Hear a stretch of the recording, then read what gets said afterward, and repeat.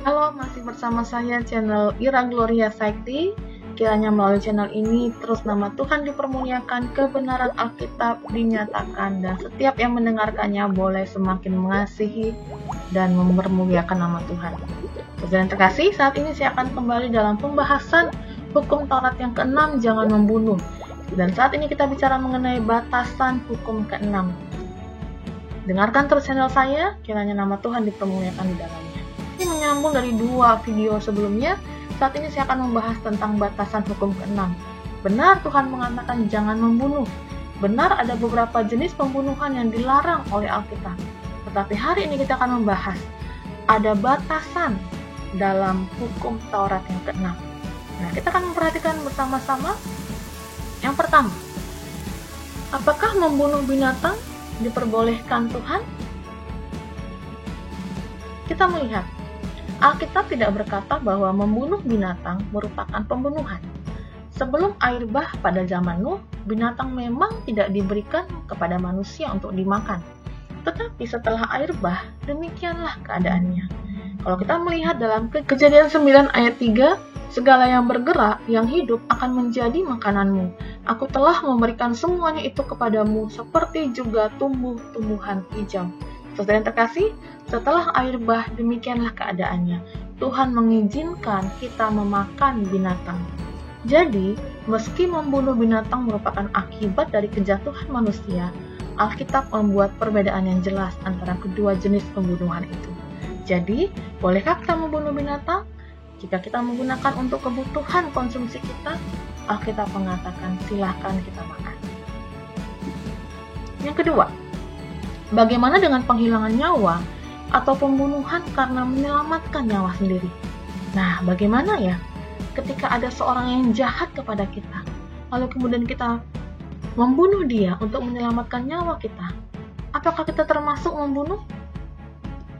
Kita perhatikan, ternyata Alkitab mencatat dalam Keluaran 22 ayat 2, jika ada seorang penjahat yang berusaha masuk ke dalam rumah dan berniat mencelakakan penghuni rumah, maka tanggung jawab kita untuk berusaha melindungi diri dan keluarga. Dan apabila di dalam usaha membela diri tersebut, penjahat tersebut terbunuh, maka ini bukanlah usaha pembunuhan. Penjahat itulah yang bersalah, dan ia sendiri yang menyebabkan kekerasan yang mengakibatkan kematiannya. Nah, jadi saudara jelas ya, dari ayat ini menyatakan bahwa kalau kita menyelamatkan diri dari usaha pembunuhan orang lain kepada kita, dan kita sudah membunuh pembunuh itu, maka kita dibebaskan dari tanggung jawab pembunuh. Jadi, bolehkah kita membunuh karena menyelamatkan nyawa sendiri? Alkitab mengatakan kita dibebaskan dari hukuman. Yang ketiga, bagaimana dengan pembunuhan dalam peristiwa perang demi membela negara? Roma 13 ayat 4 mengatakan, karena tidak percuma pemerintah menyandang pedang. Pemerintah adalah hamba Allah untuk membalaskan murka Allah atas mereka yang berbuat jahat.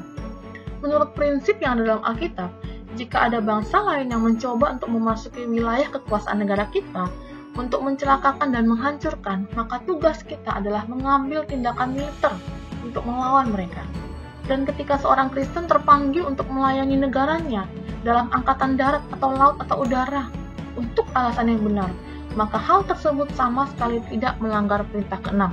Sebab dalam situasi ini, orang Kristen tersebut bertindak bukan sebagai pribadi yang membunuh untuk alasan tidak benar, melainkan sebagai agen resmi pemerintah.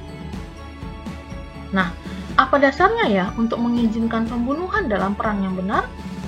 Jika pembelaan diri pribadi diizinkan, maka jelas pembelaan diri secara nasional. Tapi ingat ya, bukan agresi, bukan kita yang menyerang negara lain, tapi kita menyelamatkan dari penyerangan orang kepada negara kita. Itu harus diizinkan. Tapi kalau kita yang agresi, itu salah.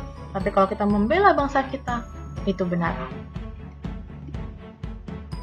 Keempat, bagaimana ya dengan hukuman mati, eksekusi dalam peraturan sebuah negara? Apakah hal ini dibenarkan oleh Allah? Saudara yang terkasih, hukuman mati secara sederhana berarti pembunuhan atas mereka yang bersalah karena membunuh. Alkitab jelas tidak menyalahkan hukuman mati. Ketika seseorang mengambil nyawa orang lain secara tidak adil, itu adalah pembunuhan. Tetapi ketika negara menghukum mati pembunuh yang bersalah, itu bukanlah pembunuhan. Kita melihat Alkitab mencatat dalam Kejadian 9 ayat 6, siapa yang menumpahkan darah manusia, darahnya akan tertumpah oleh manusia. Keluaran 21, siapa yang memukul ayahnya, ibunya, pastilah dihukum mati. Imamat 20, bila seorang laki-laki berzina dengan istri orang lain, pastilah keduanya dihukum mati. Bilangan 35, janganlah kamu menerima uang tebusan karena nyawa seorang pembunuh yang kesalahannya setimpal dengan hukuman mati. Ulangan 13, nabi atau pemimpi itu haruslah dihukum mati karena ia telah mengajak murtad terhadap Tuhan Allahmu.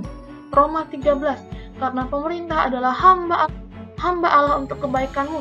Tetapi jika engkau berbuat jahat, takutlah akan dia, karena tidak percuma pemerintah menyandang pedang. Pemerintah adalah hamba Allah untuk membalaskan murka Allah atas mereka yang berbuat jahat. Paulus juga menyatakan bahwa ia rela dihukum mati kalau ia memang layak untuk itu. Dalam Kisah 25 ayat 11, Paulus mengatakan, jadi jika aku benar-benar bersalah dan berbuat sesuatu kejahatan yang setimpal dengan hukuman mati, aku rela mati. Tetapi jika apa yang mereka tuduhkan itu terhadap aku ternyata tidak benar, tidak ada seorang pun yang berhak menyerahkan aku sebagai suatu anugerah kepada mereka. Aku naik banding kepada Kaisar. Artinya, Alkitab menyatakan Tuhan memberikan otoritas kepada pemerintah. Ketika seorang penjahat divonis bersalah dan dihukum mati, maka pemerintah tidak bersalah atas hal itu. Itu memang hukuman yang harus diterima oleh penjahat tersebut. Ada beberapa pembunuhan yang ternyata Alkitab mengatakan diizinkan oleh Alkitab. Jadi, marilah kita semakin menjadi bijaksana, semakin berhikmat dalam menghadapi berbagai masalah dalam kehidupan kita. Sekali lagi, jangan pernah berhenti berharap dan mengasihi Tuhan, karena Tuhan Yesus mengasihi kita sekalian. Shalom, Tuhan Yesus memberkati.